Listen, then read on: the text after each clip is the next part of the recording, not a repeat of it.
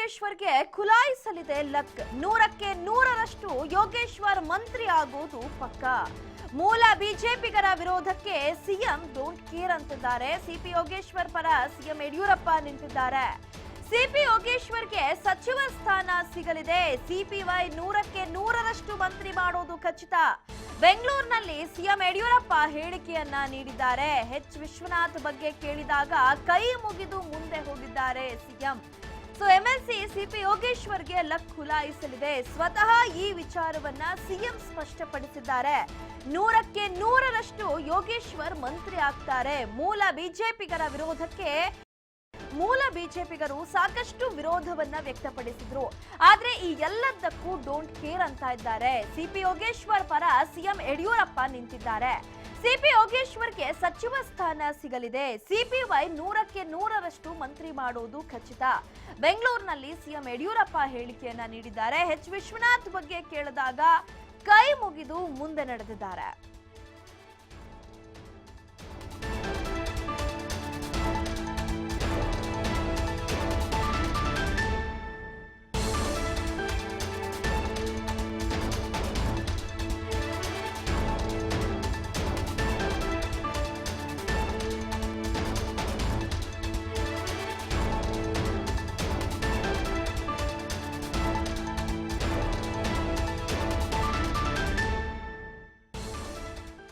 ಸಚಿವ ಸ್ಥಾನ ತ್ಯಾಗ ಮಾಡಿ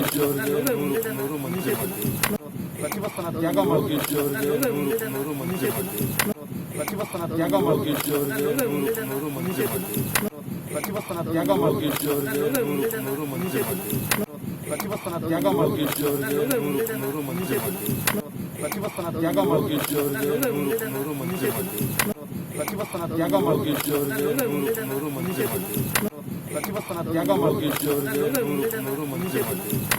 ಸಚಿವ ಸ್ಥಾನ ತ್ಯಾಗ ಮಾಡಿ ಸಚಿವ ಸ್ಥಾನ ತ್ಯಾಗ ಮಾಡಿ ಸಿಎಂ ಬಿಎಸ್ವೈ ಹೇಳಿದಂತದ್ದನ್ನ ನೋಡಿದ್ವಿ. ಸಿಪಿ ಯೋಗೇಶ್ವರ್ಗೆ 100ಕ್ಕೆ 100ರಷ್ಟು ಮಂತ್ರಿ ಪಟ್ಟ. 100ಕ್ಕೆ 100ರಷ್ಟು ಮಂತ್ರಿ ಮಾಡೋದು ಖಚಿತ ಅನ್ನುವಂಥದ್ದು ಇತ್ತೀಚೆಗೆ ನಡೀತಾ ಇದ್ದಂತ ಒಂದಷ್ಟು ಬೆಳವಣಿಗೆಗಳನ್ನ ನಾವು ನೋಡಬಹುದಾಗಿದೆ. ಸಿಪಿ ಯೋಗೇಶ್ವರ್ ಪರವಾಗಿ ರಮೇಶ್ ಜಾರಕಿಹೊಳಿ ಅವರು ಕೂಡ ಸಾಕಷ್ಟು ಬ್ಯಾಟ್ ಬೀಸುವಂತಹ ಪ್ರಯತ್ನ ಮಾಡ್ತಾ ಇದ್ರು. ಅವರ ಪರವಾಗಿ ಮಾತನಾಡ್ತಾ ಇದ್ರು. ಸಿಎಂ ಅನ್ನ ಕೂಡ ಭೇಟಿ ಮಾಡಿ ಚರ್ಚೆಯನ್ನ ನಡೆಸಿದ್ರು. BL ಸಂತೋಷ್ ಅವರ ಜೊತೆ ಕೂಡ ಚರ್ಚೆಯನ್ನ ನಡೆಸಿದ್ರು. ಅದಾದ ನಂತರದಲ್ಲಿ ಸಿಪಿ ಯೋಗೇಶ್ವರ್ ಪರವಾಗಿ ನಾನು ನಿಲ್ಲುವಂಥದ್ದು ನನ್ನ ಕರ್ತವ್ಯ, ಹಾಗಾಗಿ ನಾನು ನಿಲ್ತೇನೆ ಅನ್ನುವಂಥದ್ದನ್ನ ಕೂಡ ರಮೇಶ್ ಜಾರಕಿಹೊಳಿ ಅವರು ಹಲವು ಸಂದರ್ಭಗಳಲ್ಲಿ ಸ್ಪಷ್ಟಪಡಿಸಿದ್ರು. ಇದೀಗ ಸಿಪಿವೈ 100ಕ್ಕೆ 100ರಷ್ಟು ಮಂತ್ರಿ ಆಗ್ತಾರೆ ಅನ್ನುವಂತಹ ಹೇಳಿಕೆಯನ್ನ ಸ್ವತಃ ಸಿಎಂ ನೀಡಿದ್ದಾರೆ. ಇದು ಈಗ ಸಾಕಷ್ಟು ಒಂದು ರೀತಿ ಚರ್ಚೆಗೆ ಕಾರಣವಾಗಿದೆ. ಯಾಕಂದ್ರೆ ಮೂಲ ಬಿಜೆಪಿಗರು ಈ ಬಗ್ಗೆ ಸಾಕಷ್ಟು ವಿರೋಧವನ್ನ ವ್ಯಕ್ತಪಡಿಸಿದ್ರು. ಸೋತವರಿಗೆ ಮಂತ್ರಿ ಪಟ್ಟ ಕೊಡೋದು ಬೇಡ, ಅದರ ಜೊತೆಗೆ ಸಿಪಿ ಯೋಗೇಶ್ವರ್ಗೂ ಕೂಡ ಮಂತ್ರಿ ಪಟ್ಟ ಕೊಡೋದು ಬೇಡ, ಪಕ್ಷದಲ್ಲಿ ಈಗಾಗಲೇ 2-3 ಬಾರಿ ಗೆದ್ದಂತವರು ಏನಿದ್ದಾರೆ ಅವರಿಗೆ ಅವಕಾಶವನ್ನ ಮಾಡಿಕೊಡಿ ಅನ್ನುವಂಥ ಒಂದಷ್ಟು ಮನವಿಗಳನ್ನ ಮೇಲಿಂದ ಮೇಲೆ ನಾಯಕರಿಗೆ ಮುಟ್ಟಿಸುವಂಥದ್ದು ಮತ್ತು ಹೈಕಮಾಂಡ್ ಮಟ್ಟದಲ್ಲಿ ಈ ಬಗ್ಗೆ ಲಾಬಿ ನಡೆಸುವಂಥದ್ದು, ಸ್ವತಃ ಸಿಎಂ ಅನ್ನ ಕೂಡ ಭೇಟಿ ಮಾಡಿ ಈ ಬಗ್ಗೆ ಚರ್ಚೆ ನಡೆಸಿರುವಂಥದ್ದು ಆಗಿತ್ತು. ಆದ್ರೆ ಇದೆಲ್ಲದರ ಹೊರತಾಗಿಯೂ ಮೂಲ ಬಿಜೆಪಿಗರ ವಿರೋಧದ ಹೊರತಾಗಿಯೂ ಕೂಡ ಯೋಗೇಶ್ವರ್ ಅವರಿಗೆ ಮಂತ್ರಿ ಪಟ್ಟ ಕೊಡ್ಲಿಕ್ಕೆ ಸಿಎಂ ಯಡಿಯೂರಪ್ಪ ಮುಂದಾಗಿದ್ದಾರೆ. ಮೂಲ ಬಿಜೆಪಿಗರ ವಿರೋಧಕ್ಕೆ ಸಿಎಂ ಡೋಂಟ್ ಕೇರ್ ಅಂತಿದ್ದಾರೆ. ಯಾವುದೇ ರೀತಿಯಿಂದಲೂ ಕೂಡ ಸಿಪಿ ಯೋಗೇಶ್ವರ್ ಅವರಿಗೆ ಮಂತ್ರಿ ಸ್ಥಾನ ಸಿಗೋದಿಲ್ಲ ಅಥವಾ ಸಿಗುತ್ತಾ ಅನ್ನುವಂಥ ಅನುಮಾನಗಳೇನಿತ್ತು ಅದೆಲ್ಲದಕ್ಕೂ ಕೂಡ ಇದೀಗ ಸಿಎಂ ಬಿಎಸ್ವೈ ತೆರೆ ಎಳೆದಿದ್ದಾರೆ. 100ಕ್ಕೆ 100ರಷ್ಟು ಸಿಪಿ ಯೋಗೇಶ್ವರ್ ಮಂತ್ರಿ ಆಗ್ತಾರೆ ಅನ್ನುವಂಥದ್ದನ್ನ ಸ್ವತಃ ಸಿಎಂ ಸ್ಪಷ್ಟಪಡಿಸಿದ್ದಾರೆ. ಸಚಿವ ಸ್ಥಾನ ತ್ಯಾಗ ಮಾಡಿ ಸಚಿವ ಸ್ಥಾನ ತ್ಯಾಗ ಮಾಡಿ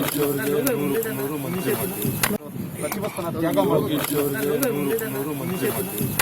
ಸಚಿವ ಸ್ಥಾನ ತ್ಯಾಗ ಮಾಡಿ ಸಚಿವ ಸ್ಥಾನ ತ್ಯಾಗ ಮಾಡಿ ಸಿಪಿ ಯೋಗೇಶ್ವರ್ಗೆ ಸಚಿವ ಸ್ಥಾನ ಸಿಗುವಂತಹ ವಿಚಾರಕ್ಕೆ ಸಂಬಂಧಪಟ್ಟಂತೆ 100ಕ್ಕೆ 100ರಷ್ಟು ಸಿಪಿವೈ ಮಂತ್ರಿ ಆಗೋದು ಖಚಿತ ಅನ್ನುವಂಥದ್ದನ್ನ ಸ್ವತಃ ಯಡಿಯೂರಪ್ಪನವರು ಸ್ಪಷ್ಟಪಡಿಸಿದ್ದಾರೆ. ಸೊ ಸಾಕಷ್ಟು ನಾವು ನೋಡಬಹುದಾಗಿತ್ತು ಯಾವ ರೀತಿಯಾದಂಥ ಒಂದು ಲಾಬಿಗಳು ನಡೀತಾ ಇತ್ತು ಸಚಿವ ಸ್ಥಾನಕ್ಕಾಗಿ, ಯಾರಿಗೆ ಸಚಿವ ಸ್ಥಾನ ಕೊಡಬೇಕು ಕೊಡಬಾರದು ಅನ್ನುವಂಥ ವಿಚಾರಕ್ಕೆ ಸಂಬಂಧಪಟ್ಟಂತೆ ಸಾಕಷ್ಟು ಚರ್ಚೆಗಳು ನಡೀತಾ ಇತ್ತು.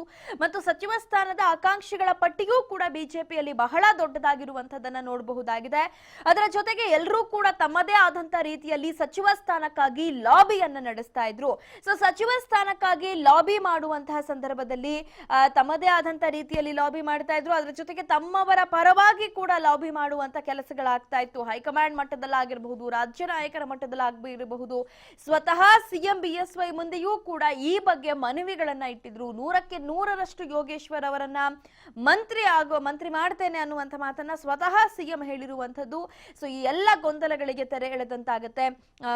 ಹಾಗಾಗಿ ಈಗ ಸಿಪಿವೈ ಮಂತ್ರಿ ಆಗೋದು ಖಚಿತವಾಗಿದೆ.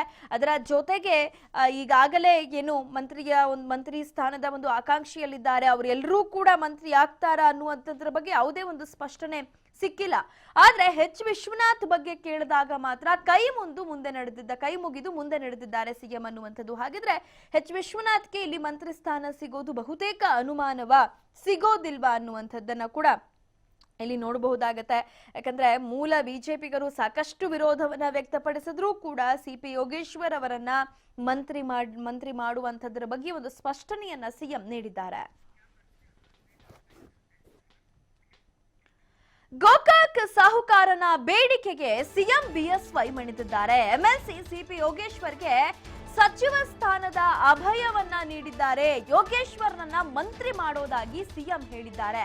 100ಕ್ಕೆ 100ರಷ್ಟು ಯೋಗೇಶ್ವರ್ ಮಂತ್ರಿ ಆಗ್ತಾರೆ ಅನ್ನುವಂಥದ್ದನ್ನ ಯಡಿಯೂರಪ್ಪ ಹೇಳಿದ್ದಾರೆ. ಸಿಪಿ ಯೋಗೇಶ್ವರ್ ಪರ ರಮೇಶ್ ಜಾರಕಿಹೊಳಿ ಬ್ಯಾಟ್ ಬೀಸಿದ್ದಾರೆ. ಸಿಪಿ ಯೋಗೇಶ್ವರ್ಗೆ ಮಂತ್ರಿ ಸ್ಥಾನ ಕೊಡಿಸಲು ಸಾಕಷ್ಟು ಪ್ರಯತ್ನವನ್ನ ಪಟ್ಟಿದ್ರು. ಸೊ ಸಿಪಿ ಯೋಗೇಶ್ವರ್ ಪರ ನಾನು ಪ್ರಯತ್ನವನ್ನ ಮಾಡ್ತೇನೆ, ಅದು ನನ್ನ ಆದ್ಯ ಕರ್ತವ್ಯ ಅನ್ನುವಂಥದ್ದನ್ನ ಕೂಡ ರಮೇಶ್ ಜಾರಕಿಹೊಳಿ ಹೇಳಿದ್ರು.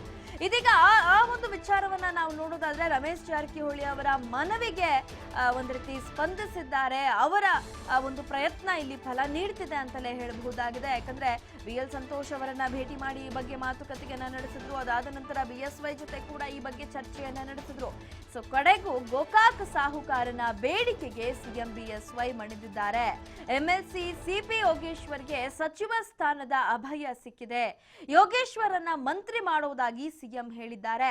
ಯಾಕಂದ್ರೆ ಯಾರ ಒಂದು ಮಂತ್ರಿ ಸ್ಥಾನದ ಬಗ್ಗೆ ಕೇಳಿದ್ರು ಕೂಡ ಒಂದ್ ರೀತಿ ಹಾರಿಕೆಯ ಉತ್ತರಗಳನ್ನ ಕೊಡ್ತಾ ಇದ್ರು, ಅಥವಾ ಸದ್ಯಕ್ಕಿನ್ನೂ ಹೈಕಮಾಂಡ್ ಒಪ್ಪಿಗೆಯನ್ನ ಸೂಚಿಸಬೇಕು, ಹೈಕಮಾಂಡ್ ಅದನ್ನ ಫೈನಲೈಸ್ ಮಾಡಬೇಕು ಅನ್ನುವಂಥದ್ದನ್ನ ಹೇಳ್ತಾ ಇದ್ರು. ಆದ್ರೆ MLC ಸಿಪಿ ಯೋಗೇಶ್ವರ್ ವಿಚಾರದಲ್ಲಿ ಮಾತ್ರ ಸ್ಪಷ್ಟವಾಗಿ 100ಕ್ಕೆ 100ರಷ್ಟು ಯೋಗೇಶ್ವರ್ ಮಂತ್ರಿ ಆಗ್ತಾರೆ ಅನ್ನುವಂಥ ವಿಚಾರವನ್ನ ತಿಳಿಸಿದ್ದಾರೆ. ಈ ಬಗ್ಗೆ ಮತ್ತಷ್ಟು ಮಾಹಿತಿಯನ್ನ ನೀಡ್ತಾರೆ ನಮ್ಮ ಪ್ರತಿನಿಧಿ ಪವನ್, ನೇರ ಸಂಪರ್ಕದಲ್ಲಿದ್ದಾರೆ. ಪವನ್, ಯೋಗೇಶ್ವರ್ MLC ಸಿಪಿ ಯೋಗೇಶ್ವರ್ ಅವರನ್ನ ಖಚಿತವಾಗಿ ಮಂತ್ರಿ ಮಾಡ್ತೇನೆ ಅನ್ನುವಂಥ ಒಂದು ಸ್ಪಷ್ಟನೆಯನ್ನ ಇಲ್ಲಿ ಸಿಎಂ BSY ನೀಡಿರುವಂಥದ್ದು. ಸೊ ಇಲ್ಲಿ ಯಾರ ಬಗ್ಗೆಯೂ ಕೂಡ ಸಿಗದೇ ಇರುವಂತಹ ಒಂದು ಸ್ಪಷ್ಟನೆ ಸಿಪಿ ಯೋಗೇಶ್ವರ್ ಬಗ್ಗೆ ಆದಷ್ಟು ಬೇಗ ಸಿಕ್ಕಿದೆ ಅನ್ನುವಂಥದ್ದು. ಸೊ ಏನ್ ಮಾಹಿತಿ ಲಭ್ಯವಾಗ್ತಿದೆ ಪವನ್? ಲಿಖಿತಾ, ವರದಿಗಾರರು ಕೇಳಿರುವಂತಹ ಪ್ರಶ್ನೆಗೆ ಯಡಿಯೂರಪ್ಪನವರು ಉತ್ತರ ಕೊಡ್ತಾರೆ.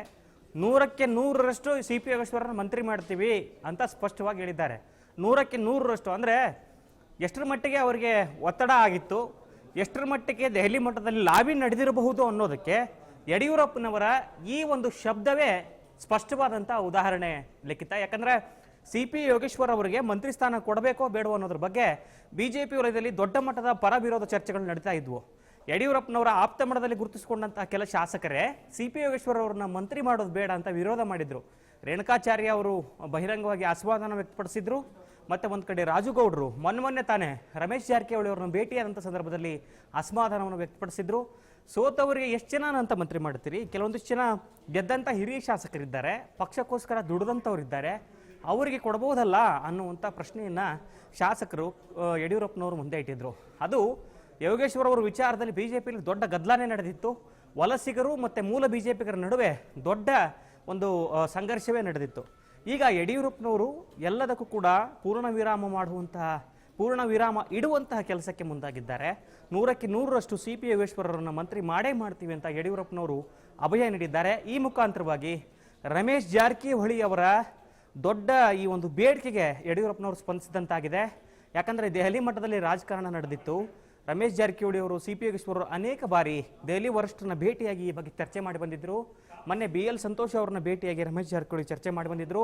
ಮತ್ತು ಬಹಳ ಬಹಿರಂಗವಾಗಿಯೇ ಹೇಳಿದರು ರಮೇಶ್ ಜಾರಕಿಹೊಳಿ, ಸಿ ಪಿ ಯೋಗೇಶ್ವರ್ ನನ್ನ ಹಳೆಯ ಸ್ನೇಹಿತ, ಅವರಿಗೆ ಯಾವುದೇ ಕಾರಣಕ್ಕೂ ಕೂಡ ಸಚಿವ ಸ್ಥಾನ ಸಿಗೋಲ್ಲ ಅನ್ನುವಂಥ ಮಾತೇ ಇಲ್ಲ. ನಾನು ಅವ್ರ ಪರವಾಗಿ ನಿಲ್ತೇನೆ, ಅವ್ರ ಪರವಾಗಿ ಹೇಳೋದು, ವರಿಷ್ಠರ ಜೊತೆ ಮಾತನಾಡೋದು ನನ್ನ ಕರ್ತವ್ಯ ಅಂತ ಹೇಳಿದರು. ಹೀಗಾಗಿ ರಮೇಶ್ ಜಾರಕಿಹೊಳಿ ಅವರ ಬೇಡಿಕೆಗೆ ಮಣಿದಿರುವಂಥ ಯಡಿಯೂರಪ್ಪನವರು 100ಕ್ಕೆ 100ರಷ್ಟು ಸಿ ಪಿ ಯೋಗೇಶ್ವರ್ ಅವರನ್ನ ಮಂತ್ರಿ ಮಾಡ್ತೀವಿ ಅನ್ನುವಂಥ ಅಭಯವನ್ನು ನೀಡಿದ್ದಾರೆ. ಈ ಮುಖಾಂತರವಾಗಿ ಯಡಿಯೂರಪ್ಪನವರು ಬಣದಲ್ಲಿ ಗುರುತಿಸಿಕೊಂಡಂಥ ಕೆಲ ಶಾಸಕರಿಗೆ ಮತ್ತು ವಲಸಿಗರಲ್ಲೂ ಕೂಡ ಯೋಗೇಶ್ವರ್ ಅವರ ಮಂತ್ರಿ ಆಗೋಕ್ಕೆ ಏನು ವಿರೋಧ ಇತ್ತು, ಅವ್ರಿಗೆಲ್ರಿಗೂ ಕೂಡ ಈಗ ಒಂದು ರೀತಿಯಾಗಿ ಹಿನ್ನಡೆಯಾಗಿದೆ, ರಾಜಕೀಯವಾಗಿ ಹಿನ್ನಡೆಯಾಗಿದೆ. ಸಿ ಪಿ ಯೋಗೇಶ್ವರನ್ನ 100ಕ್ಕೆ 100 ಮಂತ್ರಿ ಮಾಡ್ತೀವಿ ಅಂತ ಯಡಿಯೂರಪ್ಪನವರೀಗ ಮಾತು ಕೊಟ್ಟ ಆಗಿದೆ. ಹೀಗಾಗಿ ಈ ಬಾರಿ ಸಚಿವ ಸಂಪುಟ ವಿಸ್ತರಣೆನೋ ಪುನರಚನೆನೋ ಆದರೆ BJP ಕೋಟಾದಲ್ಲಿ ಉಮೇಶ್ ಕತ್ತಿ ಅವರ ಜೊತೆ ಸಿ ಪಿ ಯೋಗೇಶ್ವರ್ ಅವರು ಕೂಡ ಮಂತ್ರಿ ಆಗೋದು ಪಕ್ಕಾ ಆಗಿದೆ ಲಿಖಿತ.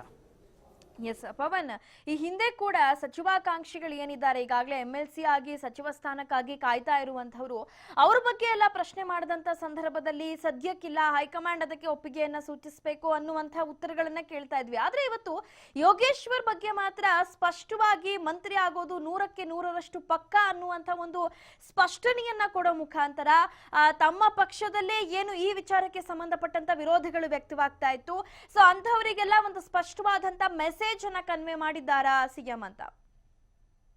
ಖಂಡಿತ. ಅದು ಮೊದಲನೇ ಸಚಿವ ಸಂಪುಟ ವಿಸ್ತರಣೆ, ಸಚಿವ ಸಂಪುಟ ರಚನೆ ಆಗುವಂಥ ಸಂದರ್ಭದಲ್ಲಿ 1 ವರ್ಷದ ಹಿಂದೆನೇ ಯೋಗೇಶ್ವರ್ ಅವರನ್ನ ಸಚಿವ ಸ್ಥಾನಕ್ಕೆ ಪರಿಗಣಿಸಬೇಕು ಅನ್ನುವಂಥ ಬೇಡಿಕೆ ಇತ್ತು. ಅವರು ಕೂಡ ದೆಹಲಿ ವರಿಷ್ಠರನ್ನ ಭೇಟಿಯಾಗಿ ಮನವಿ ಮಾಡ್ತಾ ಬಂದಿದ್ರು ಯೋಗೇಶ್ವರ್ ಅವರು. ಮತ್ತೆ RSS ಮುಖಂಡರ ಸಂಪರ್ಕದಲ್ಲೂ ಕೂಡ ಯೋಗೇಶ್ವರ್ ಇದ್ರು. ಆದರೆ ಕಾರಣಾಂತರಗಳಿಂದ ಸಚಿವಾಕಾಂಕ್ಷಿಗಳ ಸಂಖ್ಯೆ ಹೆಚ್ಚಾದ ಕಾರಣದಿಂದಾಗಿ ಸಿ ಪಿ ಯೋಗೇಶ್ವರ್, ಉಮೇಶ್ ಕತ್ತಿ, ಮುರುಗೇಶ್ ನಿರಾಣಿ ಅವರ ಹೆಸರನ್ನ ಅನಿವಾರ್ಯವಾಗಿ ಯಡಿಯೂರಪ್ಪನವರು ಕೈ ಬಿಟ್ಟಿದ್ರು. ಆದರೆ ಯೋಗೇಶ್ವರ್ ಪಟ್ಟನ್ನು ಸಡಿಸಲಿರಲಿಲ್ಲ. ಅವರು ದೆಹಲಿ ಮಟ್ಟದಲ್ಲಿ ಲಾಬಿಯನ್ನು ಮಾಡಿದ್ರು, ಒಂದು ಕಡೆ ಆಗ್ರಹವನ್ನು ಮಾಡಿದ್ರು, ವರಿಷ್ಠರ ಜೊತೆ ಮಾತನಾಡಿ ಬಂದಿದ್ರು.